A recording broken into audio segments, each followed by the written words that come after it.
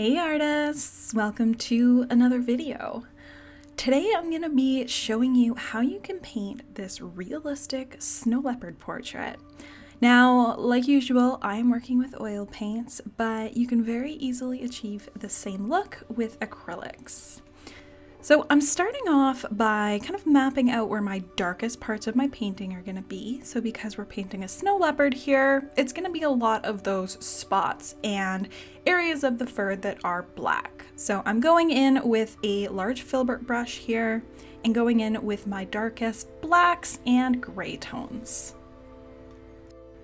You can keep your brush strokes nice and loose here, and because we don't want to build up too much detail quite yet because we're going to be covering it all up later. We don't want to put all that hard work in and then just cover it up. So be nice and loose with your brush strokes. So as you can see, I'm kind of moving through my different levels of gray, and we're going to be adding a lot more variation through glazes and fur detail later. I personally always like to make my underpainting darker than the final painting will be because I find that this makes it a lot easier to build up good fur texture rather than sort of working with a lighter base. So don't be afraid to start darker. So I'm continuing around my painting, kind of matching those different planes of where light are going to be hitting its face and sticking with a pretty monochromatic palette at this point, just mostly working in different shades of gray. Now for my background, I just wanted to kind of block in a rough sort of background here, no detail. So I'm just going in with my burnt umber paint and I'm just going to darken it a little bit. And the reason why I want to darken it is because it's really going to make that snow leopard pop.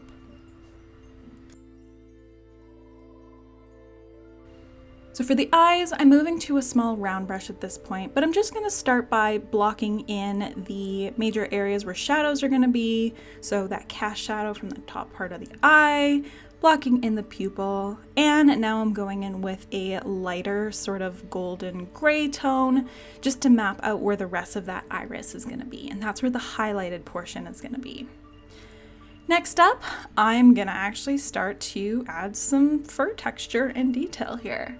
So again, I'm still working with a really big brush. This is a filbert here. I love this brush for fur because you can flip it on the broad side and get some really broad strokes, and then you can flip it on the knife edge and get some nice, finer strokes like you see here. So make sure that you're always stroking in the direction that the fur grows, and we're going to do some blending after to make sure this looks nice and smooth and soft. Now I'm going to actually start to build up a little bit more of the lighter portion of the fur. So I'm going in with a lighter gray and my same brush from before and just kind of building up some of that fur texture. Always want to remember that you're stroking your brush in the direction that the fur grows.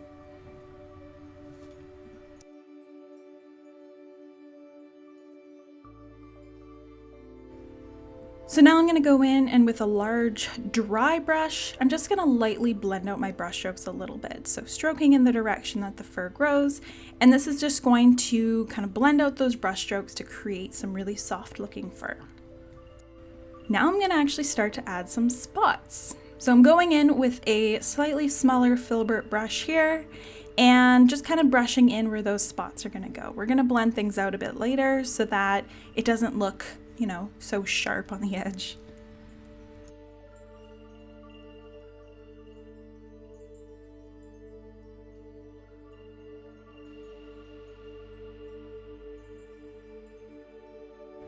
I like these filbert brushes because you can rotate your brush to get different effects. So when I'm kind of getting into some tighter areas, that's where I like to rotate my brush to get that knife edge.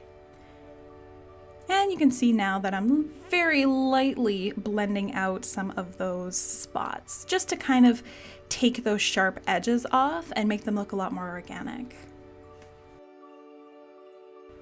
Now I'm really starting to go in and build up more of that fur texture. So going in with a really light gray and tiny little brush strokes, going in again with a filbert brush and just starting to build up that fur texture. And just work your way around your painting, building up that fur texture. It's really helpful to keep your reference photo on hand here so that you can look at not only the direction that the fur grows, but the length and also how the light is going to be hitting that animal.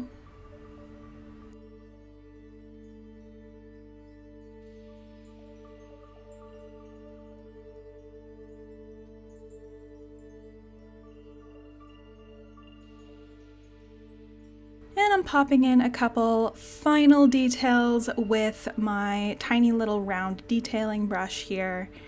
And you can see I wanted to make it look nice and fluffy on the outside.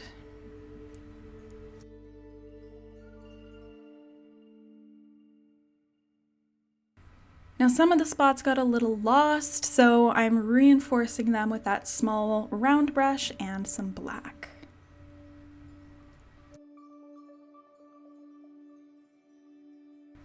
So now I'm going in with a glaze layer to really add some life, deepen those shadows, and add a little bit of color variation here. So basically what I'm doing now is I'm reinforcing some of those shadows, and I'm also adding sort of a kiss of a golden tone onto the cheeks before I'm going in and putting in my final details and highlights.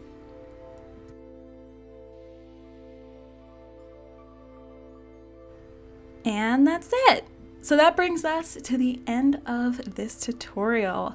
I hope you feel a little more prepared now to go on and paint your own snow leopard portrait. Thanks so much for watching, and I will see you in the next video. Do you dream of painting realistic wildlife, but you don't know where to begin? Then consider this your personal invitation into the Wildlife Painting Academy. Get access to a large library of real-time, in-depth tutorials, and learn how to paint your favorite animals easily. Check it out in the link of the description of this video.